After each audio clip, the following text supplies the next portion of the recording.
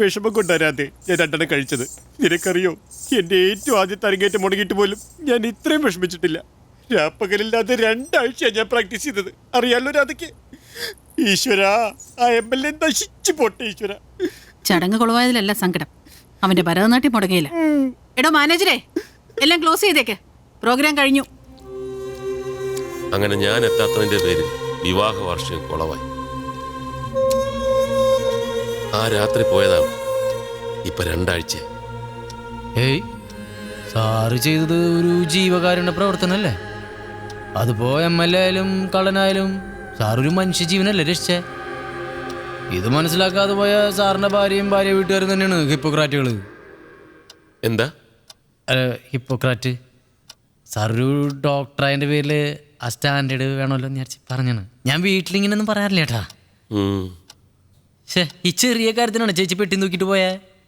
നമുക്കൊക്കെ ഇതൊരു ചെറിയ കാര്യം, പക്ഷെ അവർക്കൊക്കെ അതൊരു വലിയ പ്രശ്നമാണോ.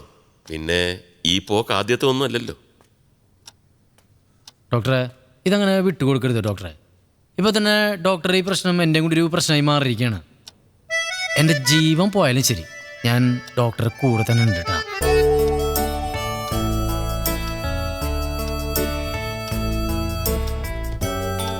ഡോക്ടറെ, ഞാനൊരു സാധാരണക്കാരനാണ്. ഈ സാധാരണക്കാരൻ്റെ സ്നേഹം ഒരിക്കലും സാധാരണ സ്നേഹമില്ല കേട്ടാ. ഈ അവസ്ഥയിൽ സാറിന് വേണ്ടത് ഒരു മീഡിയേറ്ററാണ്.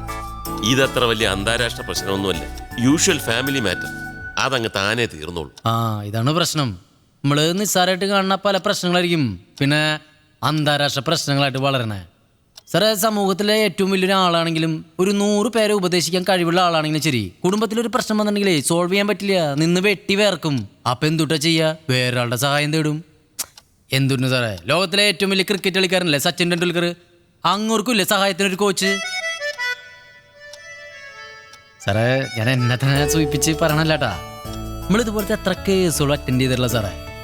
ഇപ്പൊ തന്നെ ഇവിടെ എന്താ ഉണ്ടായേ? സാറിനെ സഹായിക്കാൻ വേണ്ടി ശ്രമിച്ച എൻ്റെ നാക്കിന്ന് അറിയാണ്ടൊരു വാക്ക് വീണുപോയി. സാറ് എന്നെ കേട്ടല്ലേ?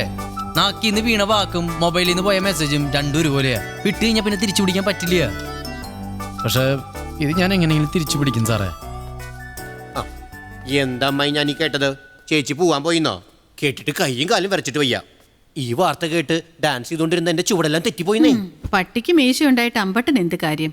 ഈ സമയത്ത് ആ കടങ്കഥ. എനിക്ക് കിട്ടിയ 2 മരുമക്കളും കണക്കാ. വിവാഹ വാർഷികത്തിന്റെ അന്ന് ഗീതേച്ചി കരഞ്ഞ കരച്ചില് ഇപ്പോഴും എന്റെ കാതിലുണ്ട്. കുടുംബം നോക്കാൻ അറിയാത്ത അയാളൊന്നേ വിവാഹമേ കഴിക്കാൻ പാടില്ലായിരുന്നു.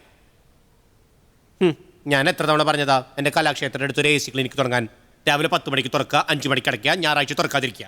എന്റെ ശിഷ്യഗണങ്ങൾ ഇനി ഉണ്ടാവില്ലേ പേഷ്യൻസ് ആയിട്ട്? അതിനെ നന്ദേട്ടൻ എല്ലിന്റെ സ്പെഷ്യലിസ്റ്റ് അല്ല, ഹാർട്ടിന്റെ. ഒരു തമാശക്കാരി. ഞാൻ നൃത്തം പഠിപ്പിച്ച ഒരു കുട്ടിയും ഇതുവരെ വീണ എല്ല് പൊട്ടിയിട്ടില്ല. അതിന് ആശുപത്രിയിൽ വെച്ച് തന്നെ സകല രോഗികളെയും ട്രീറ്റ് ചെയ്യുള്ളൂ ശബ്ദം എടുത്തിരിക്കുകയല്ലേ അവൻ. ഇതൊരു തരം പക തീർക്കുന്നത് പോലെയാ എന്നോടുള്ള പക. അമ്മ ഒന്നും മിണ്ടാതിരിക്കുന്നുണ്ടോ? ഞാൻ എന്തെങ്കിലും പറഞ്ഞാലാ കുറ്റം. പെട്ടിയൊരുക്കലും ഉടുപ്പിടിക്കലും ഒക്കെ നടത്തിയിട്ട് ഇപ്പൊ എന്തായി? ഒന്നും ആയില്ലടും.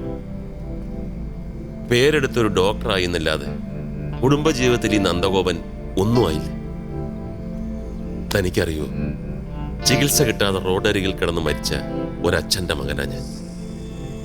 ഞാനൊരു ഡോക്ടറായി കാണണമെന്ന് ഏറ്റവും കൂടുതൽ ആഗ്രഹിച്ചതും അച്ഛനായിരുന്നു. ഞാൻ സ്കൂളിൽ പഠിക്കുന്ന കാലത്ത് അച്ഛൻ തമാശയായിട്ട് ഡോക്ടറെ, ഡോക്ടർ നന്ദഗോപ എന്നൊക്കെ വിളിക്കുമായിരുന്നു.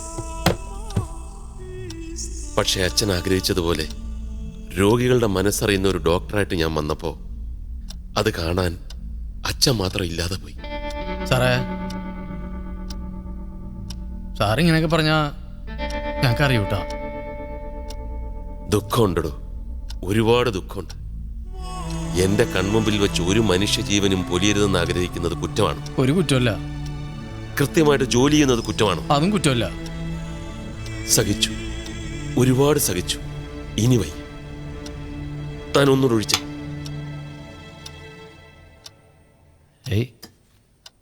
സാറ് ഒഴിക്കാൻ പറഞ്ഞപ്പോൾ മേമ്പടിക്ക് പറഞ്ഞാന്ന് വിചാരിച്ചേ. സാറ് ഇങ്ങനെ അടിച്ചാൽ പെട്ടെന്ന് പടാവൂട്ടാ.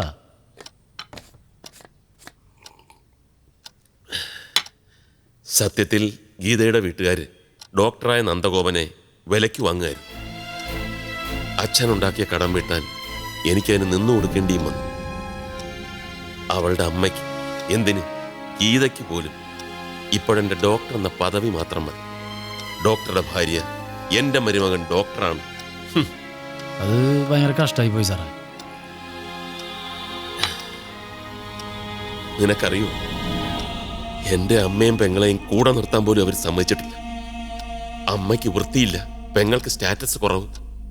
കല്യാണം കഴിച്ചെന്ന് കരുതി എനിക്ക് എൻ്റെ അമ്മയും പെങ്ങളെ ഉപേക്ഷിക്കാൻ പറ്റൂ? ഒരിക്കലും ഇല്ല. അമ്മയും പെങ്ങളെ സ്നേഹിക്കുന്ന ഒരാൾക്കും അങ്ങനെ ചെയ്യാൻ പറ്റില്ല സാറേ. എൻ്റെ കൂടെ നിൽക്കേണ്ട അമ്മയും പെങ്ങളെയും ഞാനിപ്പോൾ ഒരു വാടക വീട്ടിൽ താമസിപ്പിച്ചിരിക്കുക. എത്രയൊക്കെ പണവും പത്രാസും ഉണ്ടായാലും വീട്ടിൽ സ്വസ്ഥതയില്ലെങ്കിൽ പിന്നെ കഴിഞ്ഞില്ലേടോ എല്ലാം.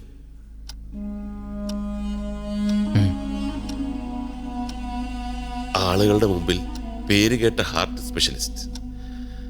പക്ഷേ ഈ ഹാർട്ടിനുള്ളിലെ വേദന ആരെങ്കിലും അറിയുന്നുണ്ടോ?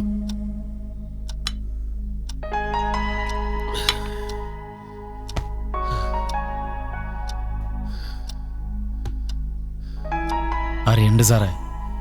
ഈ ഹാർട്ടിനകത്ത് വേദന ഈ മത്തായി അറിയണ്ട്. എന്തറിഞ്ഞിട്ട് എന്താ കാര്യം? പെട്ടുപോയില്ലേ? അട്ടയെ പിടിച്ച് 6 ഇഞ്ച് കനുള്ള സോഫ്റ്റ് മെത്തേക്ക് എടുത്താലും കെടുക്കില്ല എന്ന് പറയാമായി. ഒന്നും മിണ്ടാതിരിക്കുന്നുണ്ടോ എല്ലാവരും? ഞാൻ പറഞ്ഞിട്ടൊന്നും അല്ലല്ലോ ഒരു ഡോക്ടർ എന്റെ തലയിൽ കെട്ടിവെച്ചത്.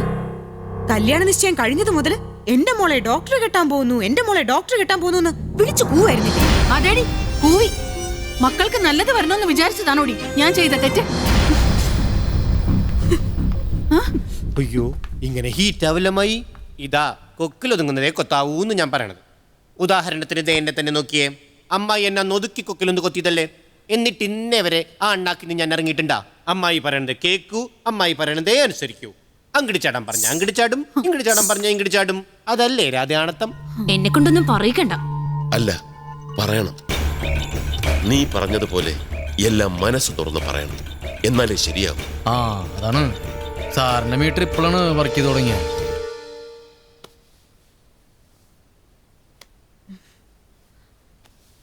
പനി വീണ്ടും തുടങ്ങി.